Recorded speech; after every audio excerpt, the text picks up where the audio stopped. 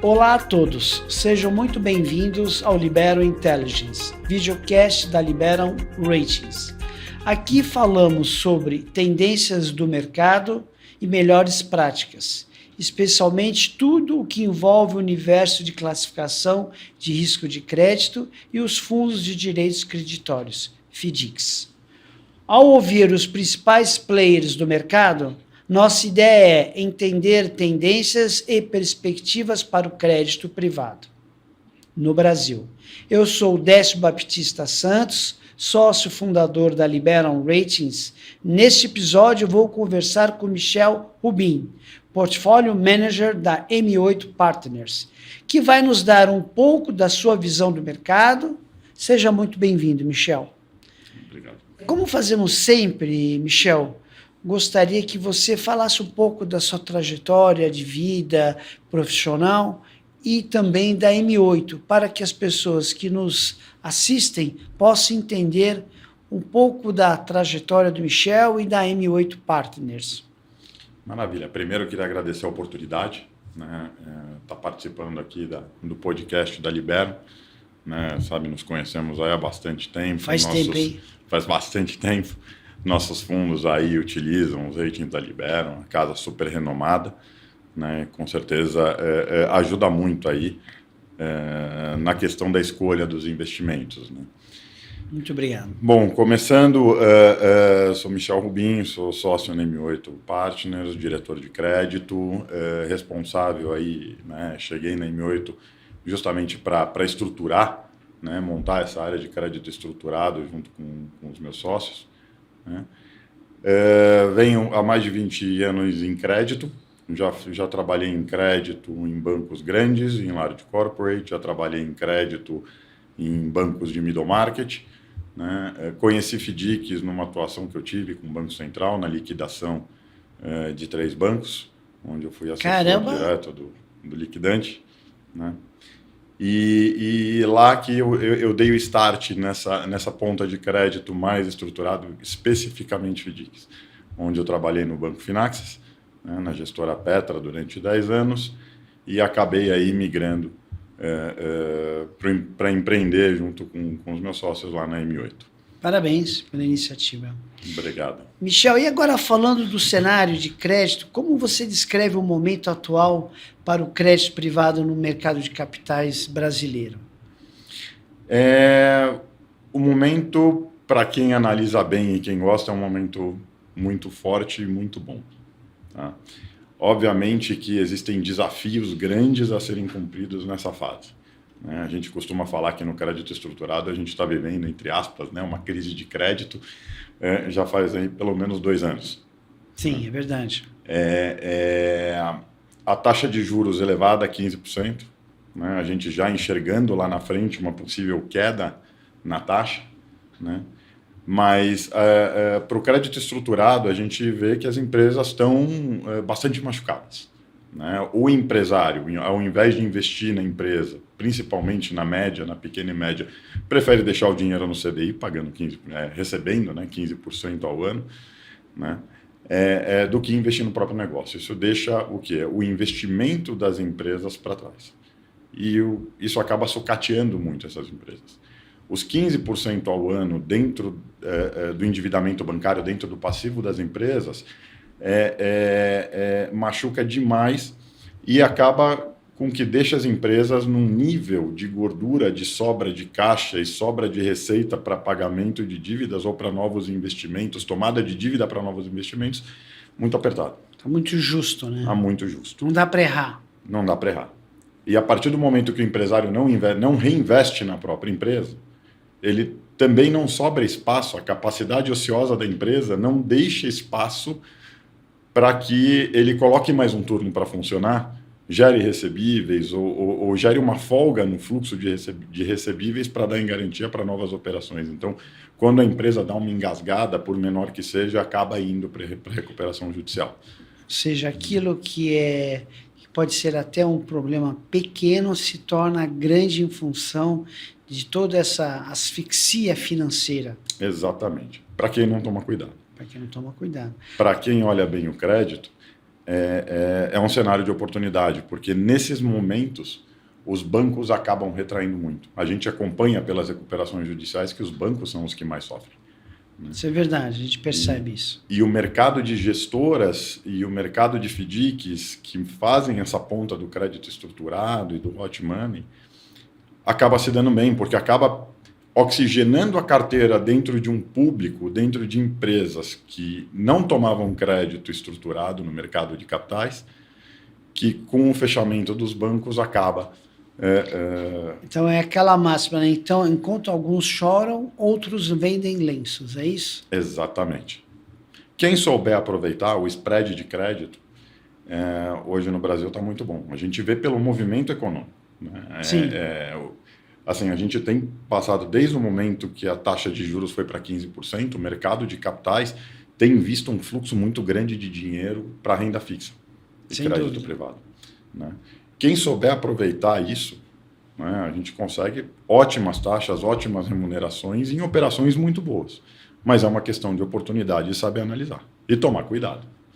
Tem que saber garimpar, encontrar as oportunidades, né, nesse mar de operações de crédito estruturado, mas saber escolher aquelas que são as melhores e aí depois acompanhá-las para e passo, correto? Exatamente.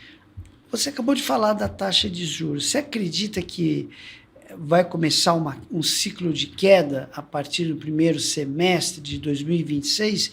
E caso ocorra essa queda, qual o impacto prático que isso pode trazer no crédito estruturado e nos FDICs? Vamos lá, se eu acredito... Que vai ocorrer uma redução da taxa básica de juros? O Michel acredita. Se vai acontecer ou não no Brasil é aquela história. A gente não sabe o que vai acontecer até o final do ano. Isso que faltam 4 semanas, né? Mas sim, acredito. A gente está vendo aí um desaquecimento na produção. Né? A gente está vendo aí começando a entender um pouco o impacto dessa taxa de juros a 15%. Óbvio, existe uma briga Banco Central, governo em relação a isso. Mas com esse desaquecimento econômico e produtivo, a gente já começa a ver a inflação entrando nos eixos. Ainda acima da meta, só que a gente já começa a ver ela arrefecendo. Né? E com isso a gente espera que a taxa de juros comece a cair. A taxa de juros cair, o impacto no crédito, o impacto no mercado de capitais muda muito? Não necessariamente. Né? A gente não está falando de uma queda na taxa de juros para o que foi lá atrás, de repente sair de 14 para 2. Nós estamos falando de uma queda durante o ano que vem de sair de 15 para 13, 12,75. Né? Não ajuda muito dentro do setor produtivo, dentro das empresas. A taxa continua muito alta. Qual é a grande diferença que a gente vê? É a cabeça do empresário. Enquanto a gente não tem um cenário, um norte em relação à queda na taxa de juros, o empresário prefere deixar o dinheiro no CDI.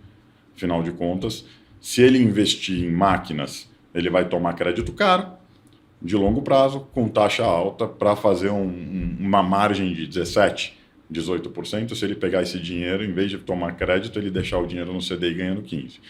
Quando a gente começa a enxergar uma queda nos juros lá para frente, o empresário já começa a entender que talvez investir na própria empresa gere mais resultado. Então, a gente começa a ter uma maior movimentação. Né? Então, assim, oportunidades vão surgir.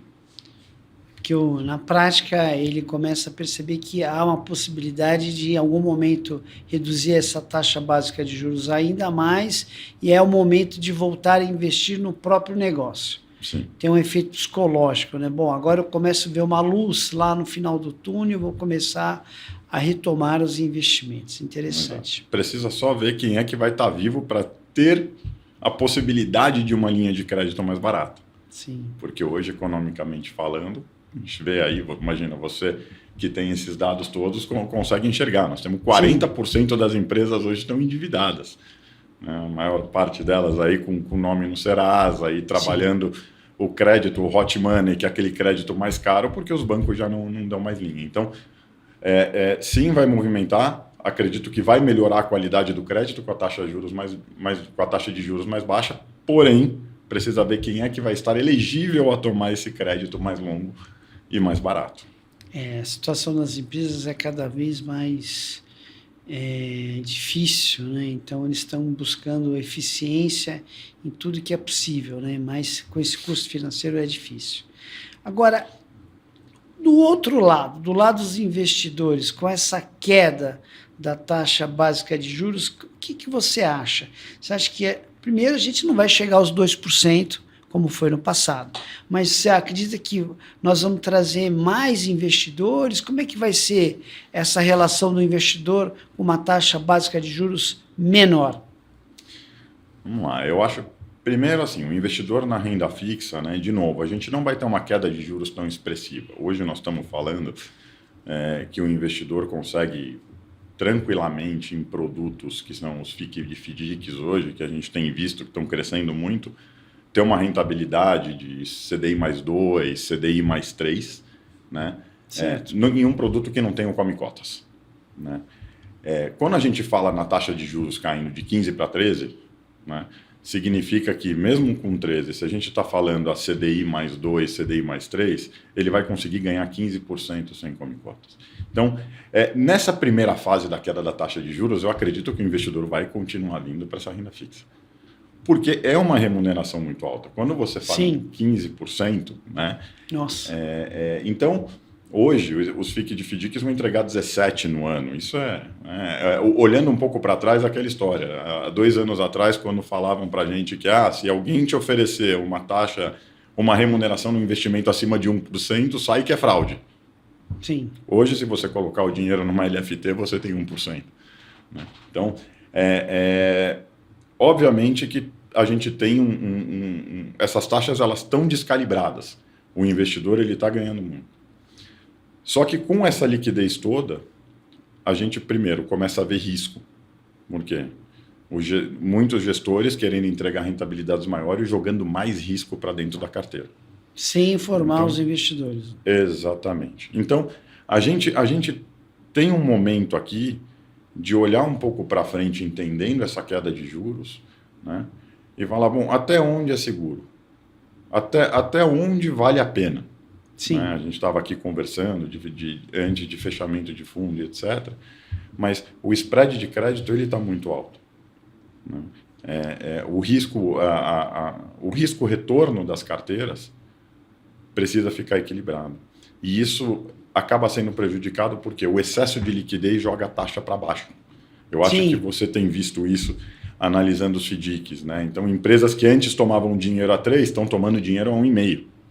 Né? Sem dúvida. Da mesma forma como cota de FDIC que antes era colocada para os investidores a 3,5, 4, hoje está sendo colocada a 2,5, 3. Então, você começa a trazer uma compressão, uma compressão dentro do spread de crédito que, para você segurar a rentabilidade, você acaba elevando muito o risco da carteira. Então, justamente, a pergunta que se faz, uma taxa muito descolada da realidade de risco daquela companhia, daquela empresa de pequeno e médio porte, né, será capaz de pagar em caso de inadimplência? Né? Então, assim, vale a pena colocar o dinheiro dessa forma, né, com esse risco elevado, com uma remuneração baixa, que a gente não pode esquecer que o maior desafio do crédito é precificar adequadamente. E quando isso não é precificado, qualquer erro pode ser custar muito caro para o cotista subordinado júnior, né? Porque ele está naquele ímpeto de botar o dinheiro para fora do fundo, começar a assumir riscos maiores sem a devida contrapartida ou garantias. Exatamente. E é por isso que a gente vê um crescimento muito grande de FDICs operando com garantias reais. Sim. Que eu acho que também não é tão saudável quando a gente fala do fundo para média empresa. Imagina o seguinte, o cotista júnior, que é o originador do crédito nesse mercado, ele empresta um dinheiro mais alto em cima de uma garantia real de um imóvel. Sim. Se essa empresa não pagar, até o fundo executar o imóvel, esse é um dinheiro que ele fica parado com um custo, hoje, de 18% ao ano. Sim. O quanto isso prejudica a rentabilidade do fundo. Então, e o quanto isso tira de liquidez? Esses fundos trabalham dentro de uma liquidez de revolvência. Sim, é o custo da oportunidade, né, de conceder o crédito. Exatamente. E o que vai de encontro à segurança que a gente está acostumado com o mercado? Né? A M8, a gente já trabalha com isso há mais ou menos 10 anos, né? Investimento em FDICs. E qual que é o ponto que a gente chega e a gente começa a enxergar? Né? São muitos entrantes novos, Sim, vindo atrás do modismo de FDICs, sem entender aonde estão colocando o dinheiro, gerando uma liquidez excessiva para os FDICs, onde, a partir do momento que o FDIC tiver algum problema, eles vão resgatar. E aí vai acabar prejudicando a operação como um todo. Então, o medo que a gente tem hoje se coloca na questão sistêmica. Né? Que antes você tinha 5, 6 players que investiam forte em FDICs, hoje cada hora aparece uma gestora nova. Tem gestoras hoje de multimercado, gestoras de ações, todo mundo abrindo o book de crédito para investir em FDICs. Na CVM existem mais de 1.400 gestoras cadastradas e na Ambima, se eu me engano, algo em torno de 1.070, 1.080 gestoras. Né? Então, você vê que tem muito gestora, realmente. Muita gente nova. É isso aí. Lá na Liberum, a gente tem um estudo que mostra, né, uma evolução muito importante na rentabilidade dos FDICs, desde cota subordinada júniors, que é 64% nos últimos 2 anos, e se eu recordo perfeitamente o número da cota sênior, algo em torno de 44% ou 42% em média dos últimos 24 meses. Agora, mesmo com o CDI nas alturas de 15%, agora, como é que você acha que isso vai ficar com a queda da Selic? Vamos continuar nesses patamares elevados de rentabilidade, de cotas subordinadas júniors e sêniors? Depois nós vamos colocar o link na nossa bio desse estudo para você que nos assiste poder ver na íntegra. Eu acho que depende muito do mercado. Se a gente puder separar o mercado de FDICs no multicedente e multisacado, né, que é aquele FDIC que compra recebíveis, custos, duplicatas, etc., do resto do mercado de FDICs, eu acho que o mercado de FDICs hoje ele está muito mais aberto do que ele era. Né? Isso é verdade. A gente teve um crescimento muito forte, né? Inclusive saindo hoje aí a reportagem de que, né, a gente deve chegar num PL de 1 trilhão, mas quando a gente fala, por exemplo, de multicedente e multisacado, é um mercado de 60 bilhões. Quando a gente fala de consignado, que hoje cresceu demais, quando a gente fala hoje de FDICs de empresas, então, dentro da característica das cotas, eu acho que vai de cada segmento. Sem por dúvida. exemplo, um FDIC para uma empresa média, um FDIC fornecedor, ele vai pagar CDI mais 4, 4,5 nessa cota sênior, onde o FDIC multicedente e multisacado, que tem lá um rating A para cima, né? Hoje eles estão já querendo pagar 2,75. Tudo depende do mercado. Eu acho que assim, a questão da liquidez, por exemplo, no multicedente e multisacado, a gente opera a taxa pré-curta na duplicata. Né? A taxa pré-curta, a hora que você tem a hora que a liquidez secar, as empresas vão começar a tomar dinheiro mais alto. Apesar de que eu tenho um estudo que desde 2017, a taxa média dos FDICs que a gente faz a gestão, hoje são mais ou menos 7 mil cedentes com 15 mil sacados, né? 70 mil sacados, né? A taxa média ela não mudou muito. A gente também tem um estudo que prova que a taxa dos FDICs é praticamente inelástica, independente do tamanho do CDI. Ela está entre 2,60 e 2,40 pré. O que mudou? Né? Que as cotas subordinadas, agora você vê que elas têm uma queda. Mudou o custo. Sim. Custo operacional da consultora de crédito, o custo do CDI mais em cima de uma cota longa, né? Que antes era percentual do CDI. Então, onde antigamente se pagava 13%, 12%, 13% numa remuneração de uma cota sênior, hoje a cota júnior está pagando 18%. Né? O custo de operacionalização daquilo, da equipe que está dentro da consultora de crédito, aumentou muito nos últimos anos, né? Seguindo inflação e etc. Então, isso tudo acabou deixando a cota júnior um pouco mais pesada. Né? Sim. Então, dos outros fundos, o que vai acontecer? Não dá muito para saber, mas acredito que um FDIC de uma empresa média, onde você tem uma única empresa e você vai trabalhar um crédito mais longo, a cota sênior deve cair, até por questão da liquidez. Correto. De novo, vai depender da liquidez do mercado. Se amanhã tiver algum problema no mercado de crédito, de FDICs, a gente já está começando a ver uma abertura dos spreads, dos high grades, né? A gente já está esperando aí, o mercado está esperando uma crise de crédito já. Então, dependendo, tem crise de crédito, tem crise de liquidez. Se vierem as duas juntas, então vai ser complicado, hein? Mas vai vir, né? Uma hora ela chega. O crédito é cíclico, né? Isso é verdade, então, é cíclico. A gente olha para trás, a gente vê alguns movimentos do passado e fala, já está mais ou menos na hora disso acontecer, né? A gente está vendo na pujança há 2 anos, né? Está na hora de dar uma corrigida. E a correção, ela é saudável. Sim, não tem porque dúvida. O crédito hoje ele está muito mal precificado. Imagina, vamos trazer um pouco essa conversa para o high grade. Hoje você compra um título de uma empresa AAA, um high grade, CDI, tem operação saindo aí na mercado, a CDI mais 0,3, CDI mais 0,4, que é reperfilamento de empresa grande, de dívida de empresa grande. CDI mais 0,3, mais 0,4, vamos lá. Vale a pena você, como investidor, em vez de ganhar 15% do governo, com um resgate em D0, só vender a LFT, você ganhar 15,3% num ativo que você está exposto à variação, à volatilidade de mercado, num ativo que você vai comprar, que é um ativo com vencimento para daqui a 4 ou 5 anos, e você não sabe se você vai conseguir vender. Isso tudo por 0,3 a mais do que o CD, não vale a pena. Então, isso significa o quê? A gente precisa de uma correção nos preços, o crédito está mal precificado. E isso está acontecendo em todas as cadeias do crédito. Inclusive em operações de FDICs multicedente multisacado com empresa média. Empresa média no Brasil, eu tenho visto, eu vi em FDICs, operação saindo a CDI mais 1, CDI mais 2 para empresa média na compra de duplicata, não faz nenhum sentido.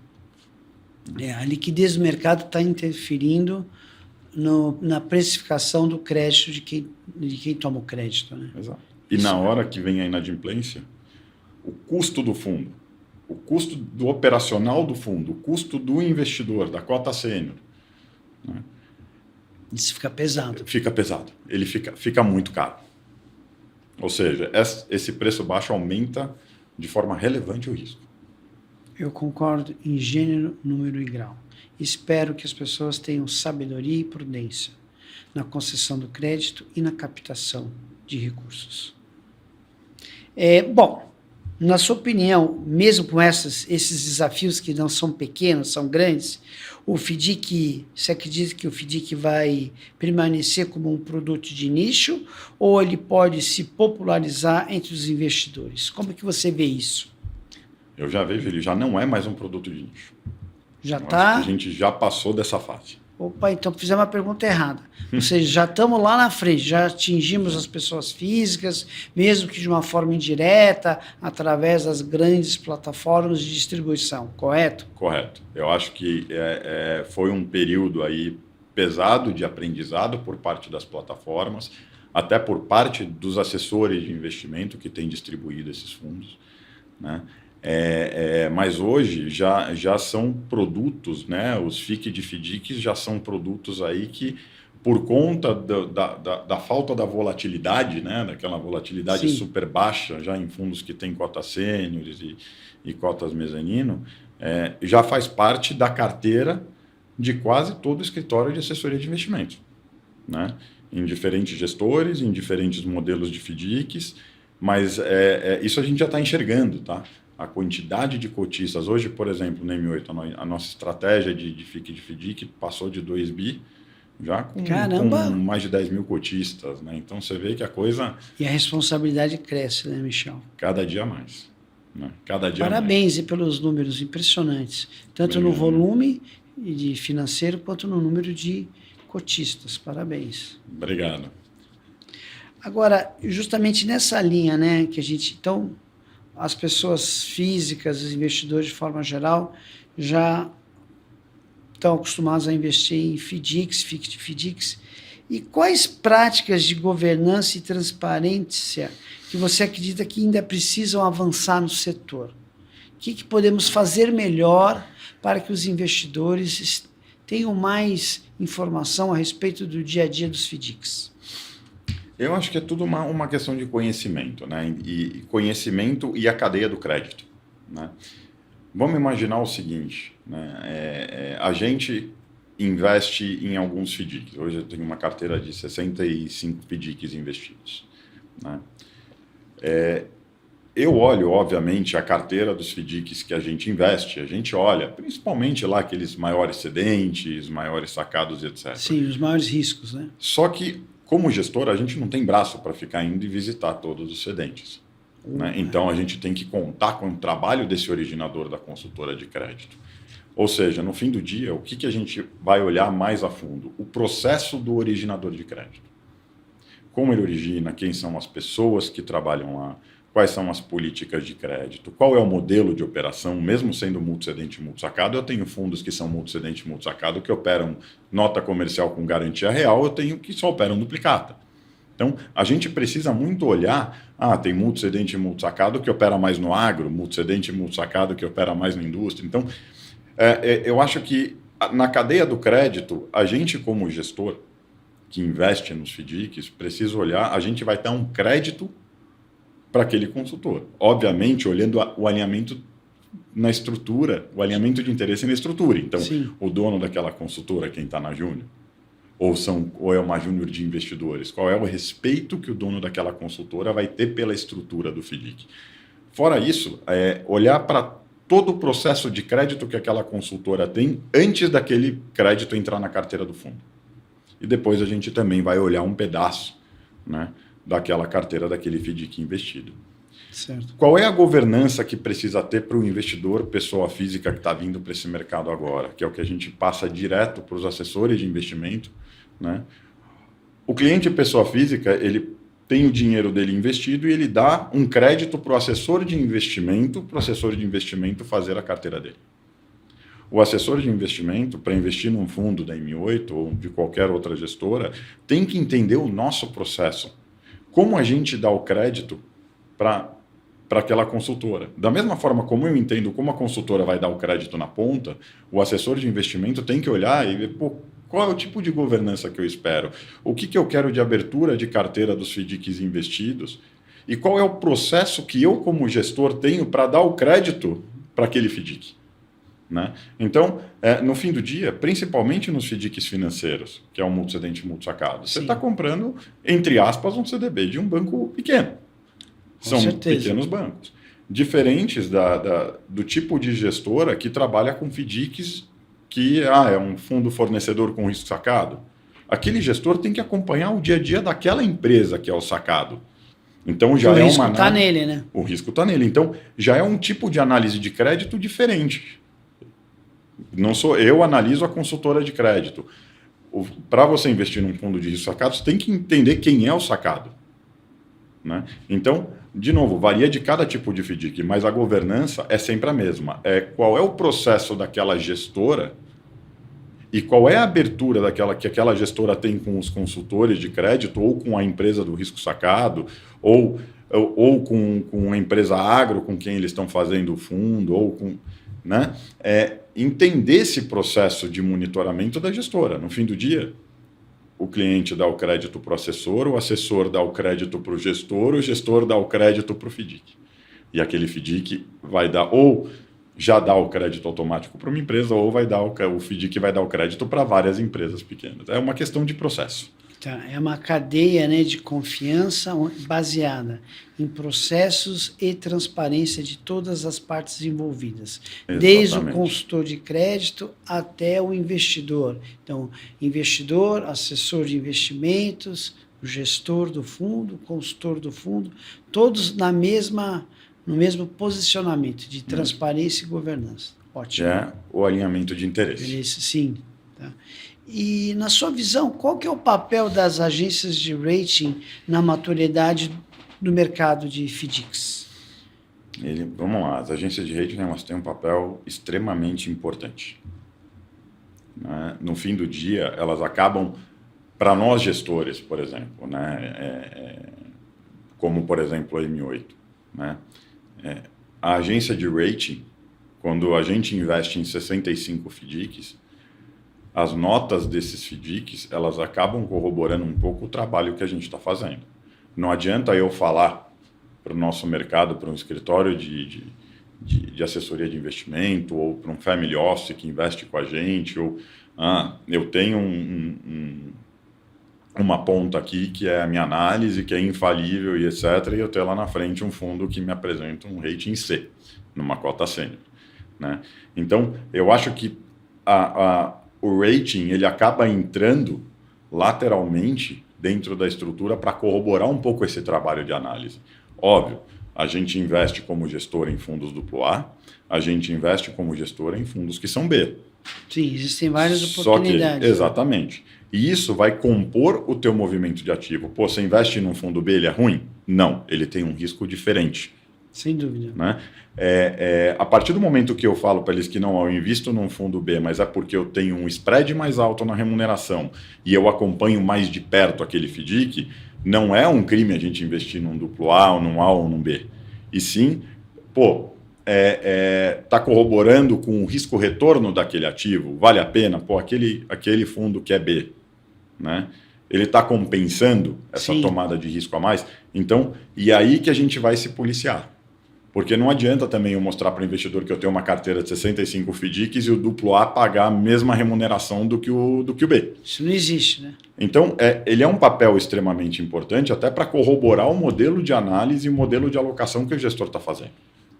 E aí também tem o princípio dos 4 olhos, né? Vocês, como os gestores, estão analisando, uma agência de rating como a Liberum, que é séria, que faz um trabalho com muita competência, também está observando. E se algum perceber algo diferente, né, são trabalhos complementares, né? Um ajuda o outro. Sempre, né? E aquilo que a gente até já conversou diversas vezes em relação a notas de fundos que a gente faz a gestão lá no M8, de repente vem uma nota baixa, a conversa, né? Conversar, o entendimento do porquê e etc., mas é um trabalho que sempre vem a agregar, né?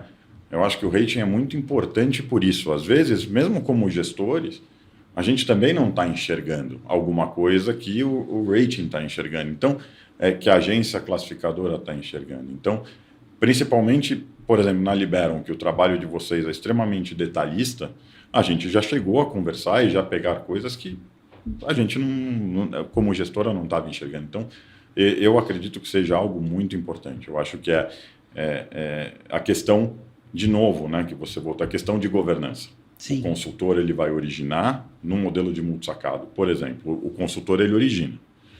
Ele manda para a gestora que vai falar, pô, isso aqui é legal, isso aqui não é, e etc., e vai aprovar para colocar na carteira do fundo. Eu tenho um administrador e custodiante olhando para ver se aquilo existe, se funciona, olhando o meu trabalho. E eu tenho uma agência de rating que está olhando no detalhe o todo, o processo como um todo, para saber normas estão sendo cumpridas e qual a qualidade do crédito que está lá dentro. É isso aí. E na sua visão, apesar de todos esses desafios que não são poucos, mas trazem bastantes oportunidades, existe alguma oportunidade específica no mercado de FDICs que ainda não está sendo precificada corretamente? Alguma coisa, alguma oportunidade?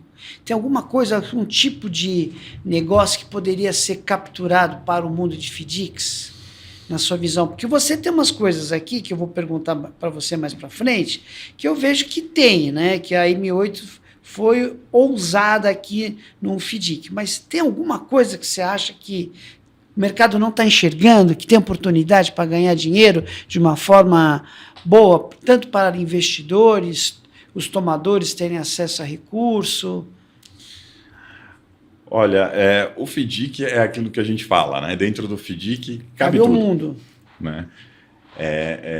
A gente consegue enxergar, né, hoje uma gama, a gente consegue enxergar uma gama de produtos que estão vindo para os FDICs. Então, hoje você vê FDIC de futebol, tokenização, FDICs, tem diversos assuntos. Praticamente, hoje, a gente consegue fazer todo tipo de crédito dentro dessa estrutura. Sim, sim. Né? Então, assim, oportunidades tem várias. Agora, a gente tem que tomar um pouco de cuidado com os modismos, né? Que todo mundo acaba correndo sempre para o mesmo lado nesse mercado. Né? Efeito manada. Efeito manada, né? Hoje a gente começa a ver também os produtos de financiamento à exportação. Sim. Né? De repente, a questão do cartão de crédito, quando todo mundo lá atrás, há 8 anos atrás, queria abrir subadquirência para fazer cartão de crédito. Me lembro bem. Quantas eram certas? Quantos, entendeu? Então, precisa tomar um pouco de cuidado com esse efeito manada, porque sempre que um descobre um negócio que funciona bem, todo mundo vem atrás e acaba estragando o produto. Sim, né? Eu acho que esse mercado muda muito, né? Eu acho que são diversas oportunidades, mas agora, e agora principalmente, porque primeiro com a disrupção bancária. Então, o movimento de investidores que saiu de XP e BTG, que saíram dos bancos e acabaram indo para as plataformas, falo XP e BTG porque são as maiores. Sim, são os maiores, né? Isso está começando a acontecer no crédito. Por quê? Custo competitivo dos FDICs, assets com bastante dinheiro em renda fixa conseguindo estruturar produtos, né? E agilidade. Mais agilidade do que um banco. Com certeza. E agora, eu entendo que esse mercado vai precisar se reinventar. Né? O famoso reinventar de novo com a questão da duplicata escritural. Onde os recebíveis vão acabar virando commodity. Então, é um mercado que ele está passando por uma transformação, a gente está passando por uma revolução digital e o mercado de crédito vai passar por essa transformação. Né? Eu acho que também os FDICs estão num posicionamento muito bom, porque pela agilidade. Isso eu não tenho dúvida. Você passar dentro de um banco grande por uma revolução digital como a que a gente está passando no crédito e em um FDIC, onde a tomada de decisão é muito mais rápida, onde o investimento vem de forma muito mais rápida, né? É um negócio que nos próximos 10 anos, com certeza, a gente vai ver muita oportunidade e o mercado mudando muito. Muito bom. Você falou aqui algumas vezes o termo revolução digital.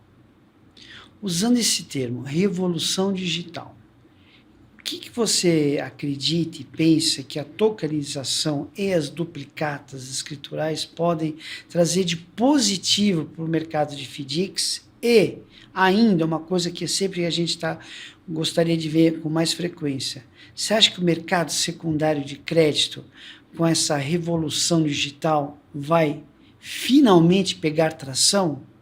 Tokenização, duplicata escritural e mercado secundário de crédito. Qual é a sua visão, Michel, sobre tudo isso? Eu acho que tudo depende do daqui para frente econômico. Né? A questão do secundário vai depender do econômico. Tá? Principalmente. Vai ficar mais fácil? Sim. Né? Mais seguro, imagino, também. Mais seguro, porque você cria mais governança, que é o que está acontecendo. Isso até a gente consegue enxergar por parte dos órgãos reguladores, CVM, autorregulador, que é Ambima e etc. Né? Agora, eu acho que a gente ainda tem muita água para passar debaixo dessa ponte até que a tokenização, até que a duplicata escritural comecem a funcionar da forma como devem, para você sentir uma grande diferença no mercado. A gente já fez lá atrás um crédito tokenizado, né? Mas a gente, e a gente viu que é um crédito que ele voa. Ele voa rápido. Por quê? Porque basicamente quem está comprando não sabe o que está comprando ainda. É que a gente tem visto. O pessoal está comprando qualquer coisa. Está comprando taxa, não está vendo risco. Exatamente. Né? Mas o problema, por exemplo, da tokenização. Se você vai juntar vários ativos de crédito, vários dentro de um token, e você vai repartir... de recebíveis. Exatamente. Você vai repartir este token em 1.000 pessoas físicas. Se esse crédito der um default, o token não cobra ninguém, porque o token não está dentro de um mercado regulado. Então, hoje, quando você olha a cobrança de um token, o que você tem que fazer? Destokenizar. Reintegrá-lo novamente. E aí você vai pegar diversos recebíveis contra 1.000 pessoas físicas que compraram isso. Como é que faz para cobrar? Cada pessoa física vai cobrar o seu quinhão daquela dívida? Não, tem que ter um agente de cobrança único. Exatamente. Senão não funciona. Então, Existem diversas... Só que um agente de cobrança único, ele vai cobrar um token, ele vai precisar da representação formal de 1.000 pessoas físicas.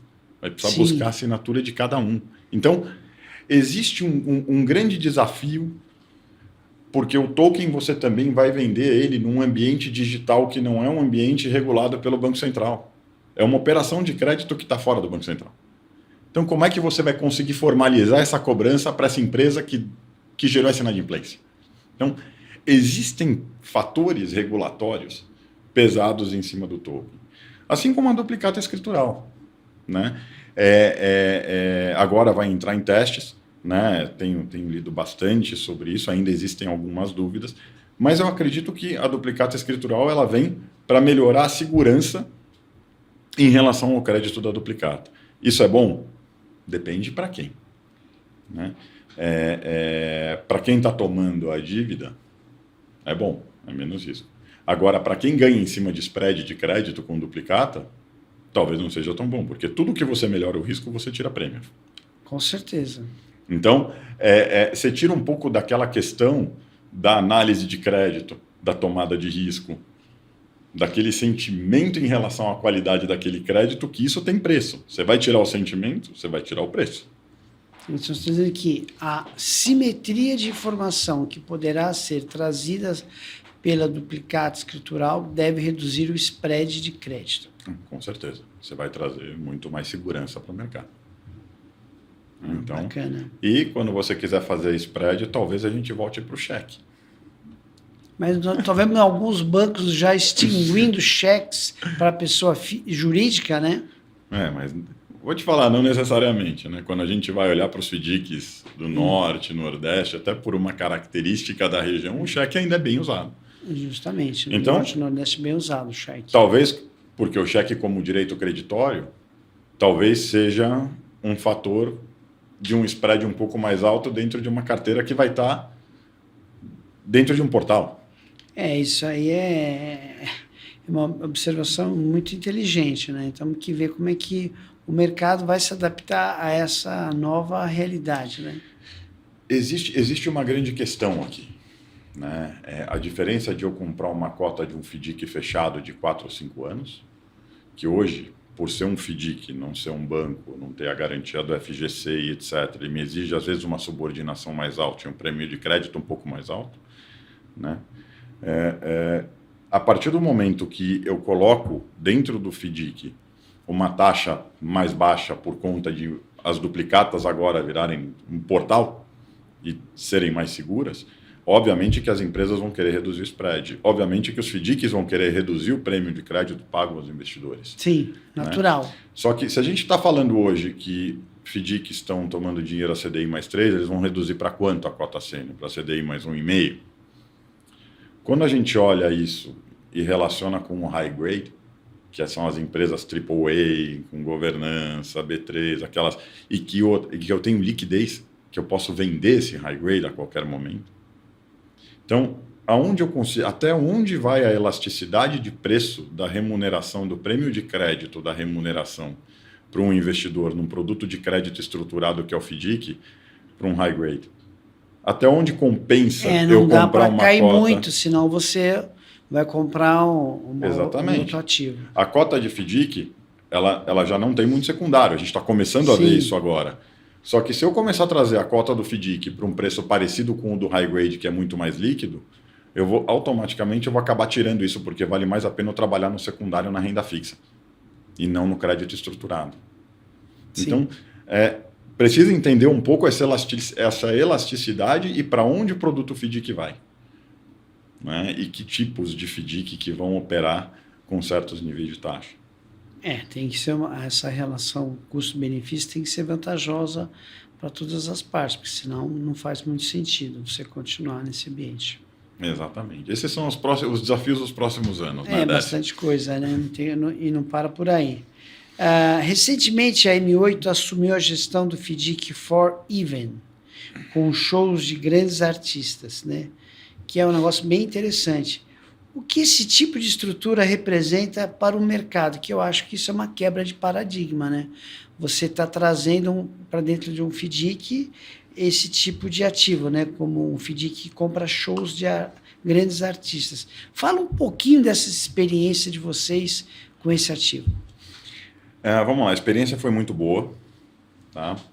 Ela foi uma experiência complexa, até porque Imagino. esse mercado ele é um mercado ainda bastante informal no Brasil. Né? Hoje você vê os artistas lá fora, né? A gente estudando bastante os artistas, os cantores, todos eles pertencem, entre aspas, a fundos. Sério? Etc. Aqui no Brasil não, aqui é tudo informal. Então você tem um recebível. Esse fundo, a história dele foi muito legal. São 4 produtores que montaram a For Even, né? E na época da pandemia, quando tudo fechou e a gente não tinha mais shows, né? A gente sabe que o custo de vida de um artista para pagar a banda, para pagar o jatinho, para pagar toda a estrutura, ele é um custo alto. E a hora que você secou a questão dos shows, porque você não podia fazer shows, o fundo nasceu para justamente financiar os artistas naquela fase. Então, como é que ele financiava? Ele comprava a agenda futura do artista.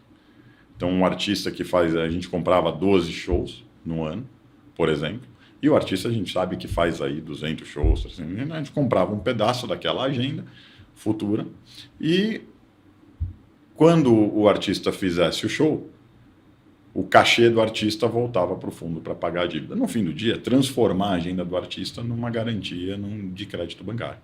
Óbvio que tem um monte de coisas, né, na questão de patrocínios, na questão Sim. de shows que ele recebe depois em relação à variável de venda de ingressos.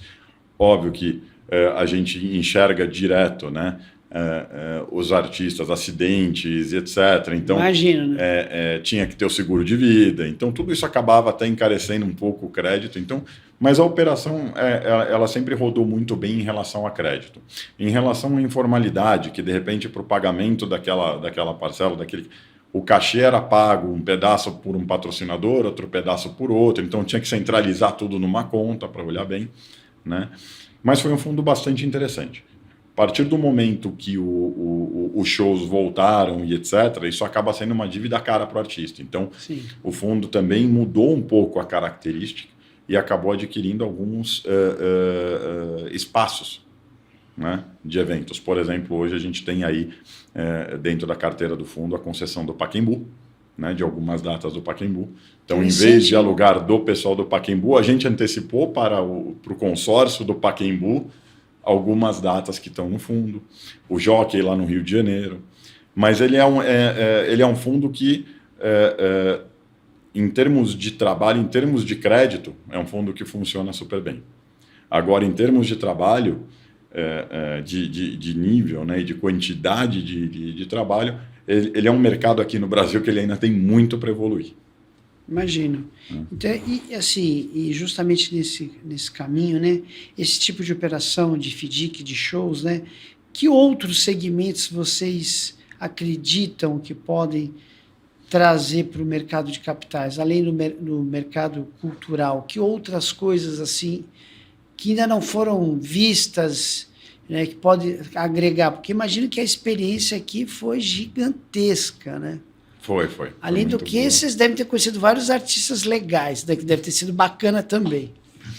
Conhecemos, não, realmente foi uma experiência muito legal, a gente aprendeu muito bem, né, e a gente aprendeu muito bem a questão da estrutura das operações, de como que você tem que fechar, né, você tem que fechar um cadeado ali para conseguir travar o seu recebível. No caso do fundo dos artistas, esse cadeado ele não era tão bem fechado, porque você recebe de várias pontas diferentes. Diferente, por exemplo, do fundo agora, que hoje muita gente está fazendo, a questão do fundo de recebíveis de venda de jogador de futebol. Sim. Né? Porque é uma pessoa, né? É uma pessoa e você tem uma contraparte na venda que vai te pagar. Entendeu? Não vem de vários lugares diferentes. Então, tudo vai depender, na verdade, a gente, lá na M8, a gente costuma falar que a gente olha o crédito de forma simples. Né? Dentro do book de crédito hoje, a gente tem mais ou menos 49 tipos de contratos, tipos de ativos. Caramba. Que você pode... Então, desde, né, o recebível em direito creditório, que é a duplicata, até você tem nota comercial, que hoje é a moda, você tem CCB, você tem letra de câmbio, você tem debêntures, você tem uma gama. 49 tipos diferentes. Exatamente. Né? Mas no fim do dia, como é que a gente consegue olhar para uma estrutura de crédito? Para saber o quão trabalhosa ela vai ser e se ela vai pagar de forma correta na gestão. Você tem que olhar isso de forma simples. Você tem que olhar, eu tenho um dinheiro, que é ou meu ou de investidores, e eu vou emprestar para alguém. Qual é a segurança e qual é a estrutura que eu tenho que ter nessa operação para que esse dinheiro retorne para mim ou para os meus investidores? Né? Então, a partir do momento que você enxerga isso e enxerga o alinhamento de interesse de qual é a garantia e a responsabilidade do tomador do crédito e do estruturador da operação em relação àquele dinheiro que está indo embora da tua carteira, é que a gente vai conseguir modelar a melhor forma do produto. Entendi. Né? Então, de novo, oportunidades de crédito diversas, de todos os tipos de financiamento, de todos os tipos de empréstimo. Né? Precisa ver que indústria e que setor que está precisando, que tem essa necessidade de capital de giro, por quanto tempo, até para saber se vale a pena, né? Para você colocar essa operação em pé, saber se é uma operação finita ou não, se é uma operação com prazo ou não.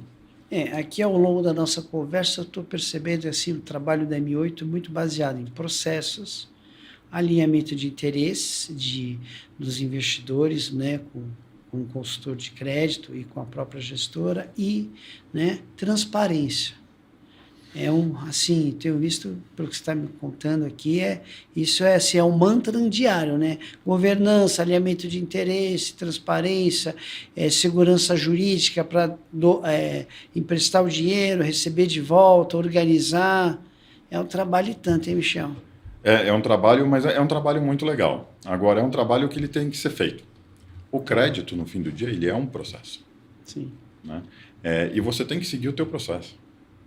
Né? Eu sempre ouço assim, de consultores de crédito, eu perdi dinheiro quando eu deixei de seguir o meu processo. Mas é exatamente isso. E isso acontece com a gente. A gente não perdeu dinheiro, mas a gente já teve que fechar. Em 2023, a gente encerrou 4 FDICs.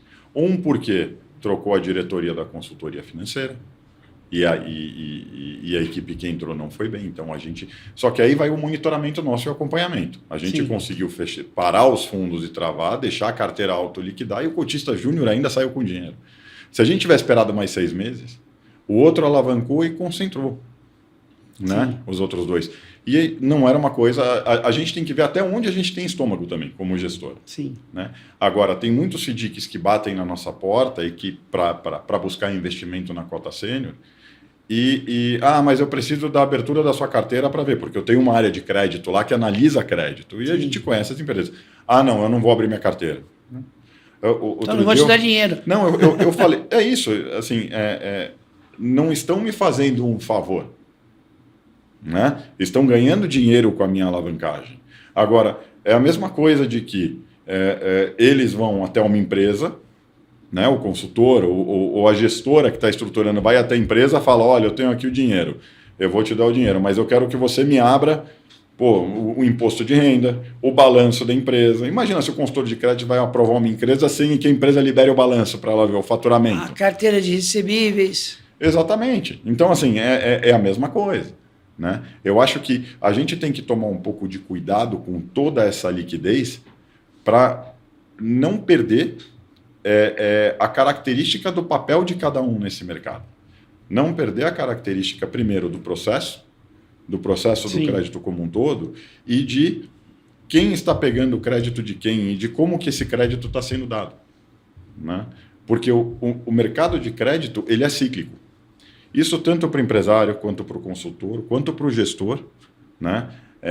Que nem quando vêm os investidores e me pedem as informações. Obviamente que eu não vou abrir para o investidor, porque eu não quero a carteira dos FDICs passeando por aí. Né? Agora, os meus processos de como eu avalio e tudo que eu olho e etc., isso eu abro para o assessor. Quem é M8, como ela funciona, da mesma forma como os consultores que a gente investe também abrem para a gente. Tem que ter uma relação de confiança e o processo ele tem que ser seguido. Então, de novo, voltando ao mercado cíclico de crédito. A hora que a liquidez secar, quem vai conseguir manter o custo baixo na captação, quem vai conseguir trabalhar com o mercado da forma como trabalha hoje, é quem tem a transparência dentro do seu processo. Sim, transparência, governança, alinhamento de interesse. Exatamente. Né? Senão vai pagar um preço caro se conseguir dinheiro. Se conseguir, exatamente. Ótimo, ótimo. Fiquei muito feliz de saber como vocês trabalham lá na M8. Parabéns. É um desafio diário, não? É diário. Sem monotonia. Sem monotonia e não é um leão por dia, são 10. Imagina. Mas dá trabalho, né? Eu acho que a gente conseguiu atingir números bons na gestora, Sim, a gente está crescendo bastante. A gestora qual é o M total da M8? A gente fechou o mês agora de outubro perto dos 17 bi.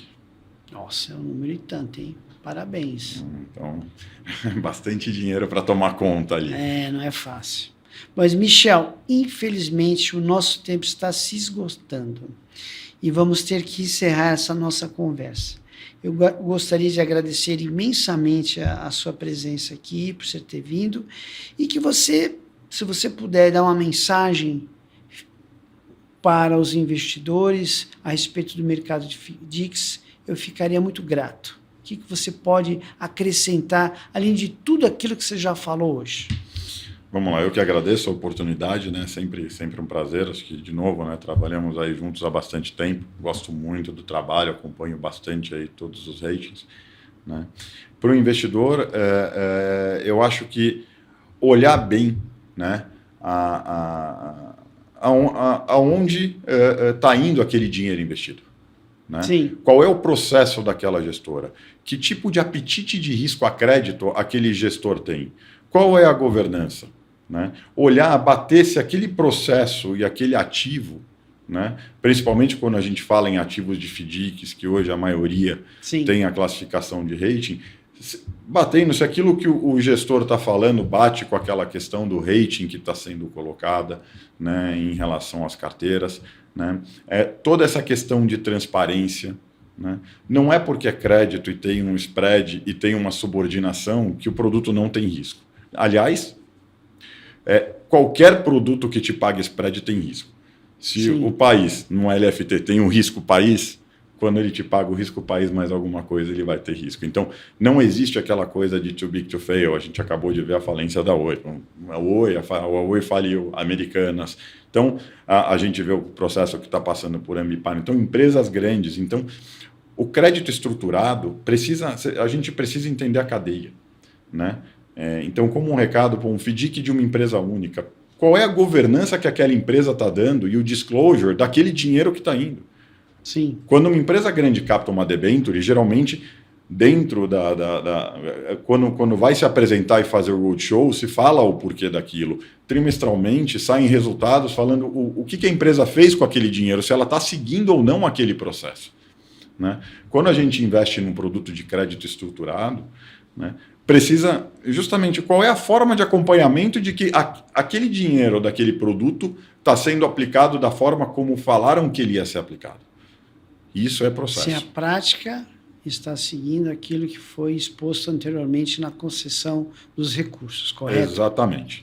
E isso tudo é governança. Para o investidor, ele tem que entender toda a governança do processo da onde ele está dando crédito. Ele não investe em crédito, ele está dando um crédito para alguém. Ele investe num processo. Exatamente. Muito obrigado, Michel. E muito obrigado também a todos que acompanharam mais um episódio do Liberum Intelligence, videocast produzido pela Liberum Ratings. Referência em FDICs. Acompanhe nosso site e redes sociais para mais informações sobre o setor e até a próxima. Muito obrigado, Michel. Obrigado, Décio. Até a próxima.